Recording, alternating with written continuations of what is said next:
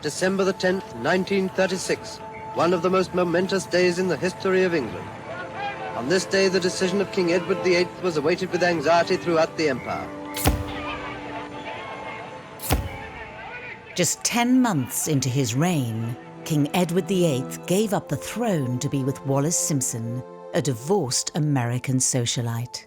I have found it impossible to carry the heavy burden of responsibility and to discharge my duties as king as I would wish to do, without the help and support of the woman I love.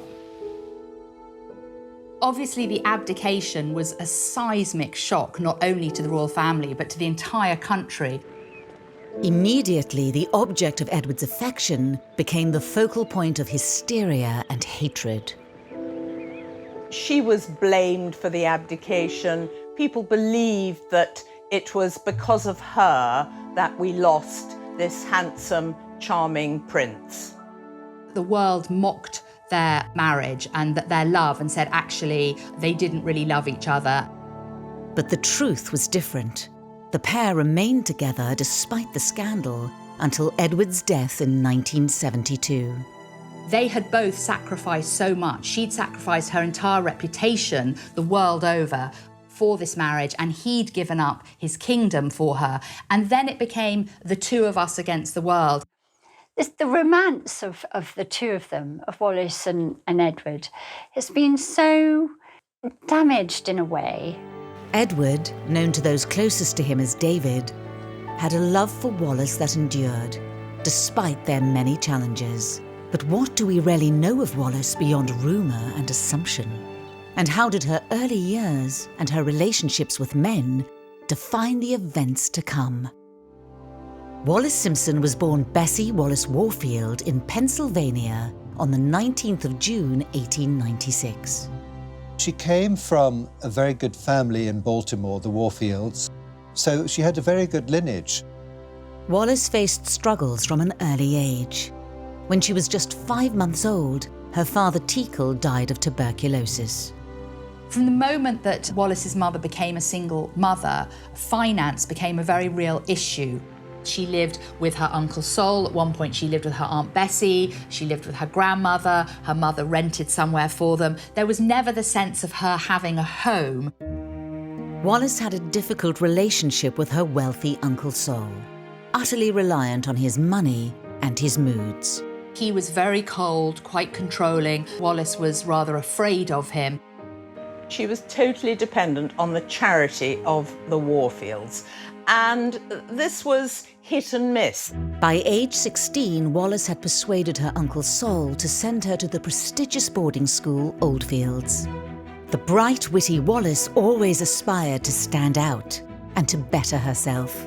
Wallis was always wearing the latest in fashions.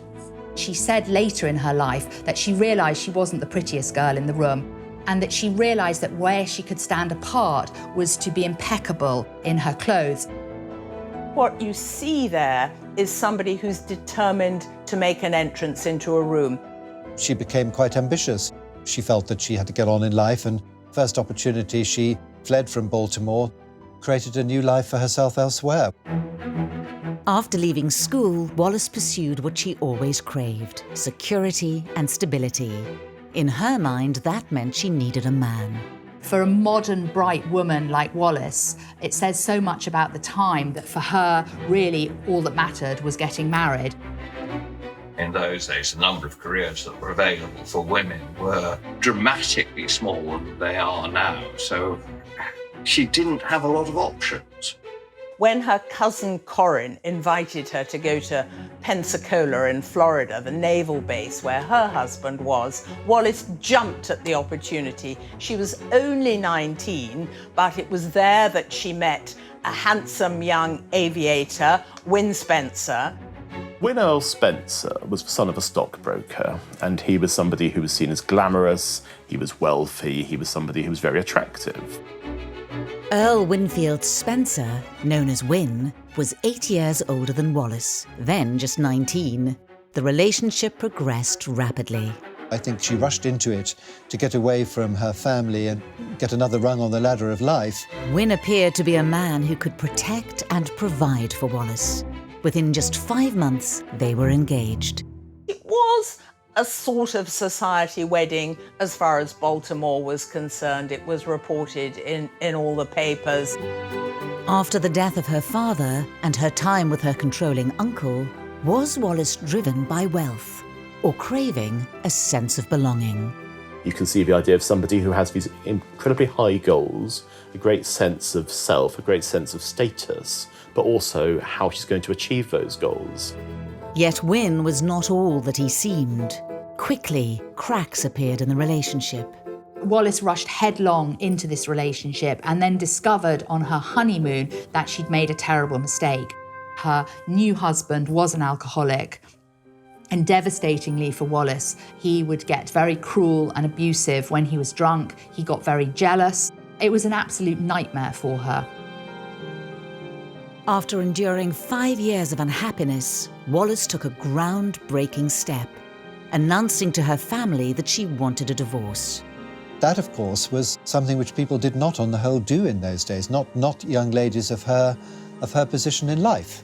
Both her uncle and her mother were absolutely furious, and they would not show her any sympathy. The line in those days was, you'd bring shame on the Warfield family if you get divorced. Nobody in the Warfield family has ever had a divorce. Wallis was trapped with a man she didn't want to be with, and by a family who refused to let her leave. In 1924, in what she described her Lotus year, she escaped to Shanghai. Of course, in the days before jet travel, for a woman to shuttle between Shanghai and Peking, as it was then, present-day Beijing, was unusual. And it was a very lively world. Shanghai had a particularly high reputation for fun lifestyle. It was during her time in China that Wallis is rumoured to have had relationships with various distinguished men. Wallis's technique was actually to read up about a man she was due to meet. She would read up everything that they'd done in advance, and it made many men feel that actually they were the centre of the world.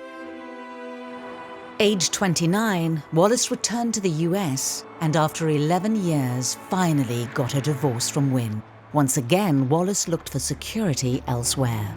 She established residency in Warrenton, and while she was there, she met this handsome, tall, blue-eyed, Anglo-American married man called Ernest Simpson.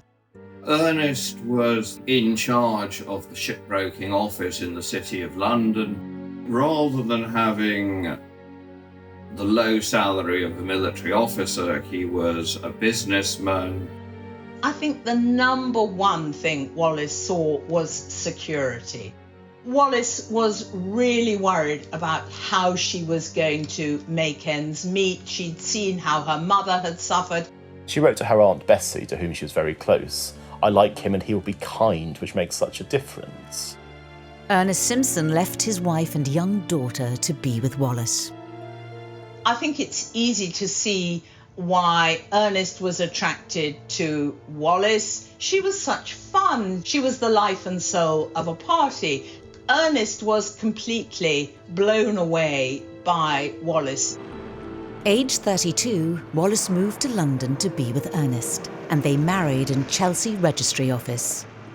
Now, with everything she longed for, she threw herself into London life. She had been drifting for quite a long time up to that point. She began to entertain and she began to learn the ways of London society. They moved into a beautiful flat in Marble Arch. Her apartment was decorated beautifully, and she made great play that she was a different sort of hostess. One satisfied guest said Wallis's parties have so much pep, nobody ever wants to leave. Wallis had created an apparently stable life for herself with Ernest, but it wasn't long before everything changed. Suddenly, the introduction of Edward into their lives, his kind of dazzling orbit, actually uprooted all her security. From then on, things were never going to be the same again. After moving to London with her husband Ernest in 1928, Wallis Simpson had grand ambitions, which involved the heir to the throne. Edward had the reputation of being someone who enjoyed parties and loved the high life. She once wrote to her Aunt Bessie that she really wanted to meet him. Did Wallis set out to seduce the future king, or was she simply determined to improve her social standing? Wallis always hoped that she would bump into Edward.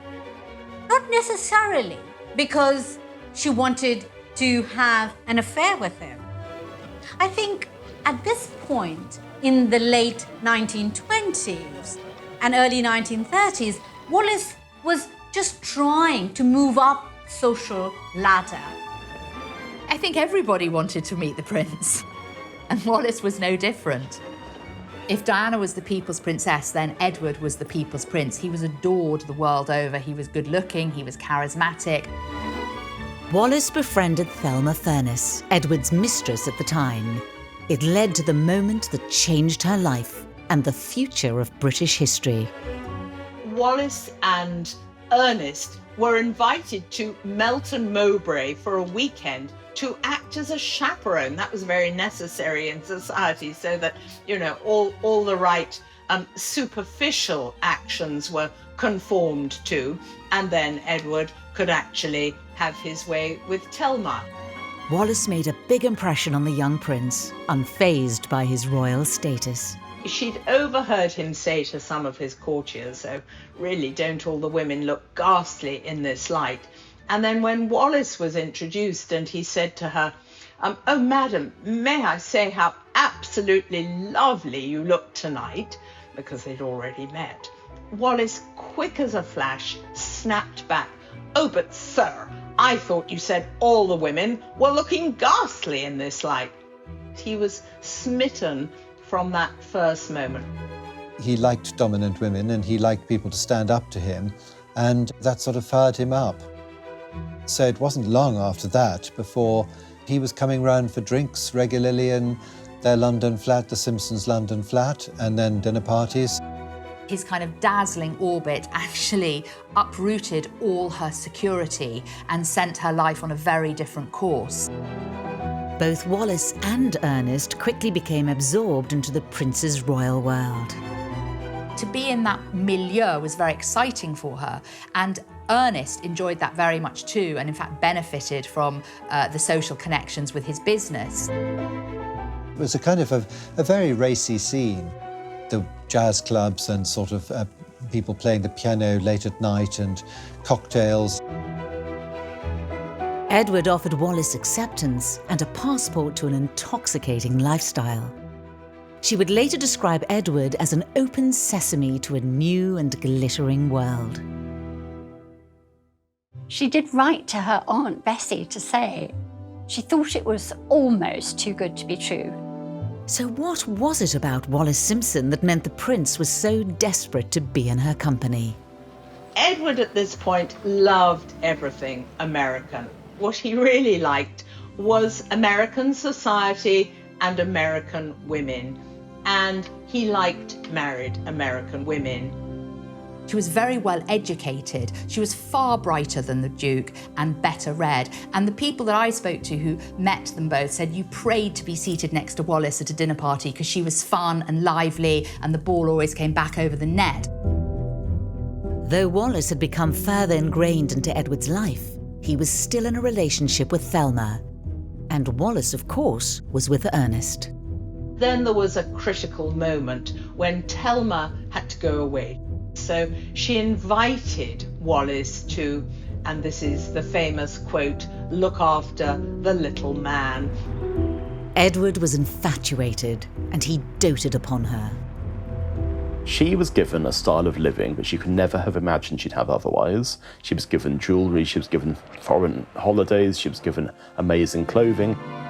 For a woman who had seen her dreams snatched away before, this was beyond anything she could have imagined, and all without consequence. Or so it seemed. As his obsession with her strengthened, their lives became more entwined. He threw a 37th birthday party for her, and what she didn't realise was how she was never going to be able to extricate herself from this.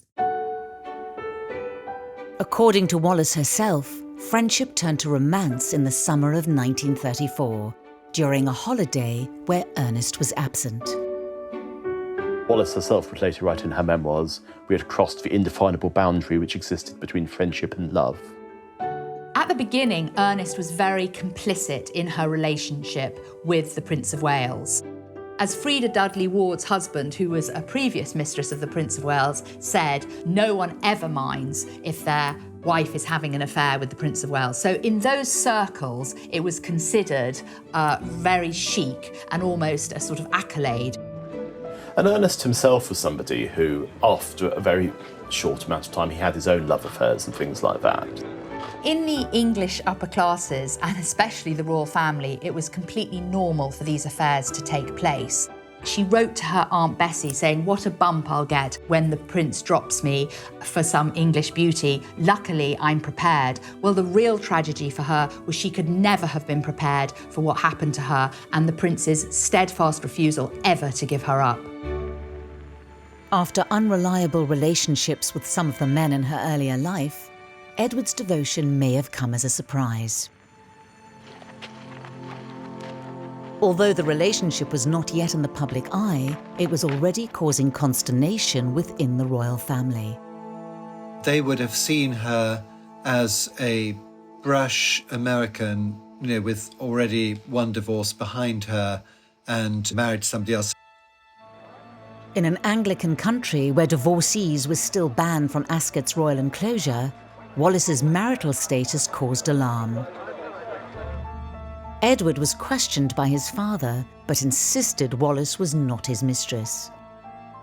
In 1935, George V remarked to the new Prime Minister, Stanley Baldwin, that after I'm dead, within 12 months, Edward will come to ruination if he carries on. Wallis Simpson was a woman under suspicion.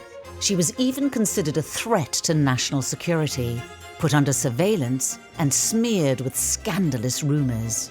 I think both the government and the royal family were really rather terrified about what they didn't know concerning Wallis Simpson. They were trying to find out something that would enable them to shame her and end the relationship. The warning signs were there for Wallis Simpson. The lies and the rumours were growing, and she was making powerful enemies. But perhaps it was her life before Edward which made her ignore them. And yet not even she could have predicted how far he would go for the woman he loved. He became obsessed. It was a total obsession. On the 20th of January 1936, King George V died. Edward, Prince of Wales, would become King Edward VIII, ruler of the United Kingdom and the British Empire, and Emperor of India. From the moment King George V died and Edward became king, the situation became much more serious. I mean, it simply wasn't an option in 1936 in Britain for the king to have a divorced wife. The official announcement of Edward becoming king was overshadowed for those within the royal circle, as he watched with a still married Mrs. Simpson. The tradition, for whatever reason, there is no logic to it, is that the new monarch did not observe his or her proclamation. So it was a breach of tradition, and it was the kind of thing that was observed as being provocative. It was a way of getting Edward's new reign off to a bad start, and also casting his relationship with Wallis in a bad light. The royal family, along with the government, were increasingly alarmed at Edward's seeming lack of commitment to his new role. Edward, as Prince of Wales, was never very keen on royal duties. But once he becomes king, it is expected that he will devote time and effort to fulfilling his royal responsibilities. Instead, Edward spends most of his time planning parties, enjoying life, carrying on as before. Wallis was blamed for Edward's distracted behaviour, and one member of staff reported that he followed her around like a dog. The court, by which I mean the aristocrats, the courtiers, the aides, those people who were advising Edward and who had advised King George V, were horrified by Wallis's influence on Edward. He had a great ambivalence about being king, and in a way, Wallis presented the perfect way out for him. Wallis had given no thought to being Edward's wife, despite the status and wealth it potentially offered. I think Wallis always believed that once he became king, it would be quite plain that she would be dismissed, because that's what happened to royal mistresses throughout time. And Wallis never really wanted to be queen because she didn't want all the hard work. And she felt, in fact, when he became king, as he got busier and busier, that this would be the perfect excuse for their relationship to end, because surely now he would have to find a suitable bride, a worthy bride. But he became obsessed. It was a total obsession. She was his obsession and remained his obsession all his life.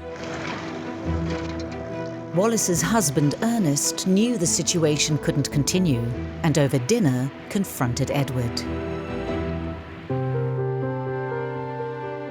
While Mrs. Simpson was married to Mr. Simpson, nobody was really particularly alarmed about it because there was absolutely no question of her marrying the king. The meeting would change that. He went to dinner with Edward and he said, "Are you going to do the decent thing?" He was almost like a paternal figure who was protective of Wallis, saying to the future king, "What are you going to do for my wife?" And Edward said to him, "Rest assured, I shall marry her." Ernest agreed they'd divorce, making way for the king. Wallis was reportedly unhappy that he was ready to give her up, her future yet again being decided by men. But Edward was increasingly open about his love for her. And that summer, it became public knowledge. He spends the summer of 1936 on the luxury yacht Narlin, traipsing around Europe, having an extended vacation with Wallis. It was an extraordinarily bold thing they did, because they'd be wandering around in front of tens of thousands of people and they'd be holding hands and quite obviously affectionate towards each other. The world's media latch on to this story and the intimacy between the new king and this married woman and have a field day. Somebody got a long lens shot. Again, another moment of absolute change when Wallis's hand was seen resting on Edward's forearm, just for a second. But it only takes a second for the click of a camera to get that moment. Only the British press, out of deference to the king, stayed silent. It wasn't until Wallis was in Paris at the end of the holiday that she realised the scandal they'd unleashed. Her Aunt Bessie sent her a packet of clippings from American magazines in which various photographs of Wallis and the king had been published. She reads the American newspapers and the foreign media and begins to get a sense of just how unpopular and disliked she was. Wallis wrote to Edward telling him their relationship had to end. I know Ernest and have the deepest affection and respect for him. I feel I'm better with him than with you. And I am sure you and I would only create disaster together. And that letter is such a significant cry from the heart saying, "Let me go. Give me back my freedom." And Edward responded by saying that if she tried to leave him, not only would he follow her to the ends of the earth until he found her, but more seriously, if he didn't, he couldn't possibly live without her, he would slit his throat.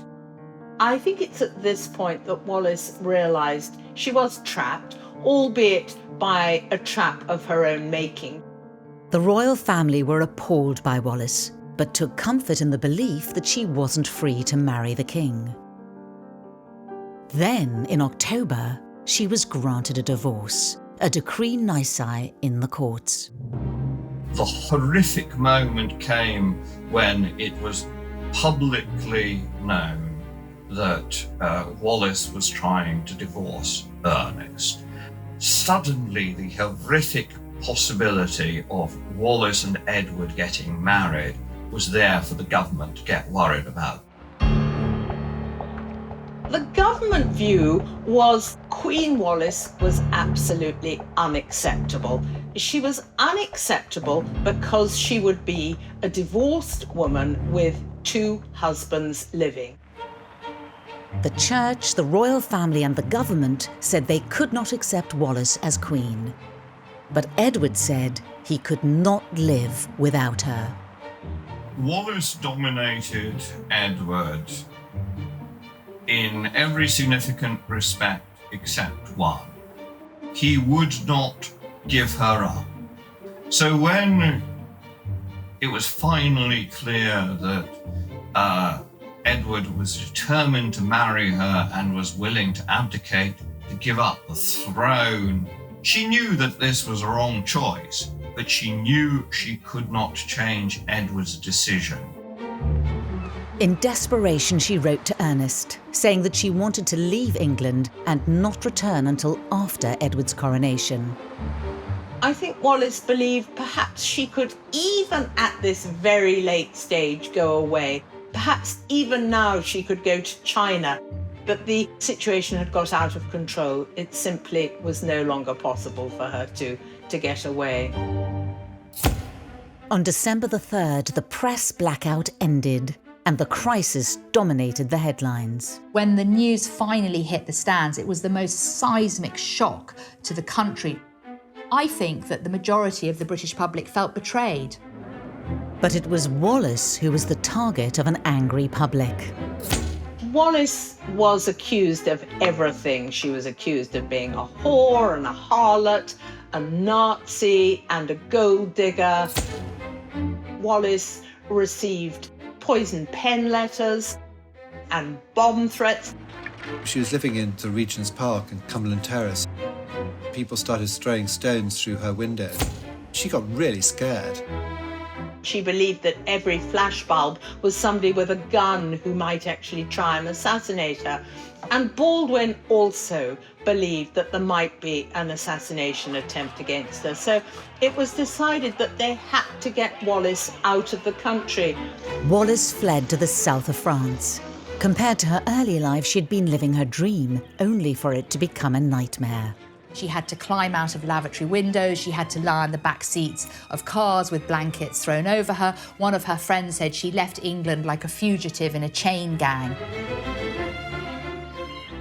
Wallis was shocked and Wallis was angry at the way she was portrayed in the British press. She did not believe that she was responsible for all this.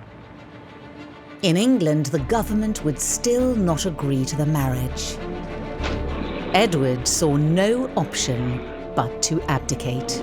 Nobody could believe that he was really going to do this. And even his last dinner at Royal Lodge with Queen Mary and his siblings, you get the sense that they were all just engulfed in this kind of shock. They could not believe what was happening.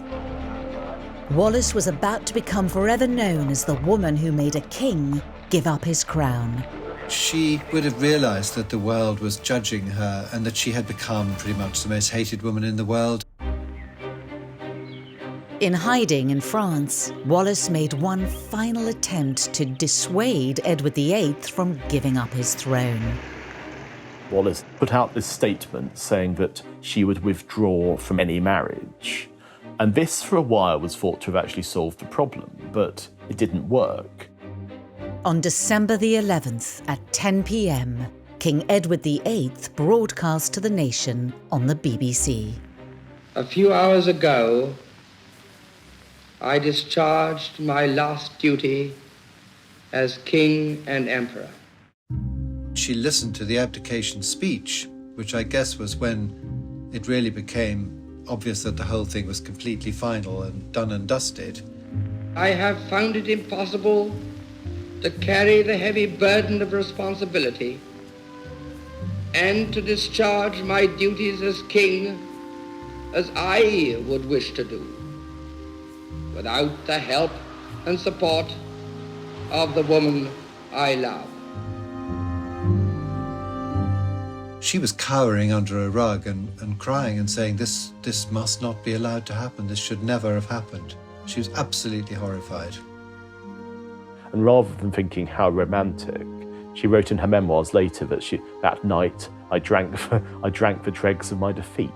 And you can't think that anyone saying that was doing something because they were deeply in love and finally their beloved king has given up the throne to be with them. Wallis had never wanted Edward to give up his crown, but by abdicating, the king had determined her future as well as his, to be condemned and shunned by the society she had tried so hard to belong to. There's no doubt she was trapped. Any implication or suggestion that she wanted to be queen and she wanted to marry Edward is simply factually incorrect. Yet Wallis found herself unable to walk away. Behind this facade, this iconic, glamorous woman was insecure, unstable, and desperately afraid of being left penniless and all alone. Her only identity was linked to who she married, her status in society. And so she became the woman who stole the king, this evil woman who'd taken their beloved king away. Finally free to marry, Edward, now Duke of Windsor, joined her in France, as the new reluctant king made his disapproval known. The wedding was, of course, overshadowed by the news that Edward had received the night before that Wallis was not going to get the HRH title. And he literally received this news like a fatal gunshot wound from which he never recovered. By not making Wallis a royal duchess, she would not be curtsied to. And as far as Edward was concerned, this was such a deep humiliation, such an unnecessary insult, that he was not going to bring his wife back to England only to see her insulted. So effectively, as long as Wallis did not have royal initials, HRH, they were effectively exiled. Not a single member of the royal family attended the wedding. And so it was a terrible moment for the Duke of Windsor when he realised that none of his family, not one of them, were going to come out and be present at the wedding. So it became a very kind of low-key affair. It was incredibly difficult for Wallis because she became this man's whole existence. And she said on her honeymoon, on the first morning when she woke up, that he was standing by her bed looking over her as if to say, and what do we do now? And here's a man who'd been used to his red boxes, a schedule, an itinerary. He was one of the most powerful men in the world, and suddenly it was the two of us. The abdication left Wallis and Edward cut off from their social circles and his political advisors. Edward had retained ties with Germany, and in 1937 he accepted an invitation to meet with Hitler. There's a big crowd at the station to catch a glimpse of His Royal Highness and the Duchess on their arrival from Paris. Hi-os echo in their ears as they drive away to their hotel. The declared purpose of the trip was to study working conditions. The Duke begins his tour of inspection of industrial conditions with a visit to a suburban factory. But there was another motive. The reason that he went was he said to them, will you treat my wife as a member of the royal family? Will you curtsy to her? Will you address her as HRH? He wanted Wallis to experience the pomp and pageantry of a royal foreign tour. At a time when most people could see that the likelihood of international conflict was extremely high, it was an act of colossal folly and colossal vanity. There's a terrible photograph showing Wallis smiling and curtsying to Hitler, a photograph that quite rightly came back to haunt them. This, of course, does not go down well with the royal family and the British public. Viewed as Nazi sympathisers, the British government wanted them banished. So Edward was made British governor of the Bahamas. Edward was absolutely appalled at a reception when they arrived in the Bahamas because the host got up and made a speech and said how wonderful it was to welcome the Duke of Windsor. And in his opening speech, he did not make reference to the Duchess. And Edward was furious and made this incredibly plain. And it was excruciating for all the guests present. The Bahamas held few attractions for Wallis, but just as she had done in her life before Edward, she tried to make the best of it. She was a very good governor's wife, and she got involved with the local Red Cross, and she was very effective. The Windsors remained in the Bahamas until the end of the war, but there were to be no more official roles. On a rare trip to England after the war, Edward implored his family to meet Wallis. But it didn't happen, and nor did it after the death of King George VI in 1952. The Queen Mother, it was well known, always blamed Wallis for imposing the burdens of kingship on her husband, and by implication, perhaps hastening his death because of the sheer burden of ruling the country through the Second World War. Unwelcome in England, Wallis and Edward settled in Paris, filling their time with society dinners and trips abroad. She tried to create a sort of mini kingdom of style in Paris. She tried to entertain. She tried to do things to please Edward, but I think that she was not happy. She would have realised that the world was judging her and that she had become pretty much the most hated woman in the world, and the only way to redeem that, really, was to try to make the Duke of Windsor happy. It would be decades later, and in the most tragic of circumstances, that the royal family would offer Wallis some kind of acceptance. In 1967, she and Edward were invited to the unveiling of a memorial to his mother, Queen Mary. 10 days later, Edward died. Wallis returned to England for his funeral. It was the trooping of the colour the day before his funeral, which was also their 35th wedding anniversary. And astonishingly, Wallis was asked, would she like to attend the trooping of the colour in a carriage with the Queen Mother, who had been so viciously beastly to her all these years. And to Wallis's credit, she said no. Everything that happened to her then, staying at Buckingham Palace, it being recorded in the court circular, the royal family accepting her, for her, it was too little, too late. Edward gave up the crown for Wallis, but she gave up her reputation for him, and now she was alone. She then watched out of the window as all the troops and the royal family came back to the palace.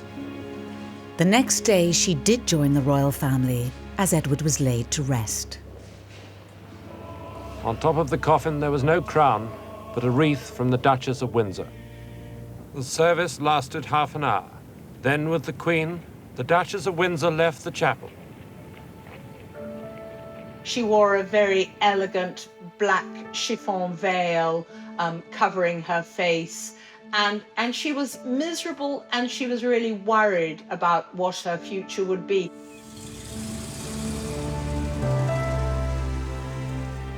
And after that service, the Duchess left immediately for her home in Paris. The grief that she experienced post his death was quadrupled by the fact that she had no relations, nobody in the royal family liked her or was going to be kind to her. She was utterly bereft. Up until that point, she was doing everything possible to keep the show on the road for him. And after that, she didn't have to do that anymore. And she wasn't really well enough to do it anymore, so she kind of gave up.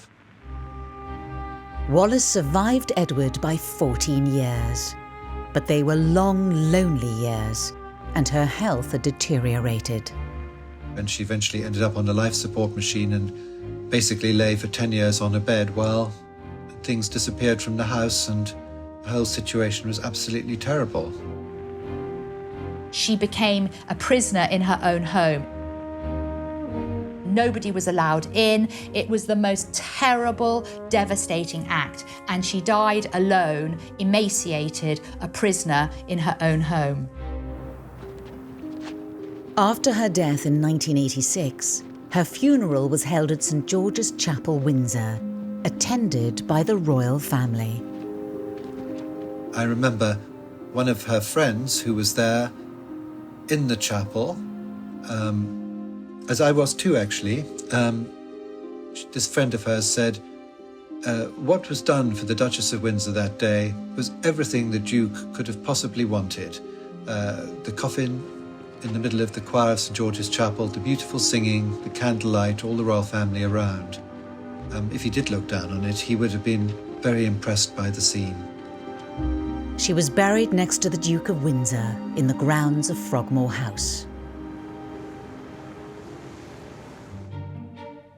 I see Wallis's life as really rather sad because she had to depend on men, and she was blamed for the abdication, for a constitutional crisis, when actually it was Edward, it was the king, who was the one hunting her, who was so desperate to have her by his side. There's no question she did not want to marry him. She did not want to force him from the throne, and she very much wanted him to remain as King of England. In Edward, Wallis had found a man who loved her completely, but she paid a high price, becoming one of history's most vilified women.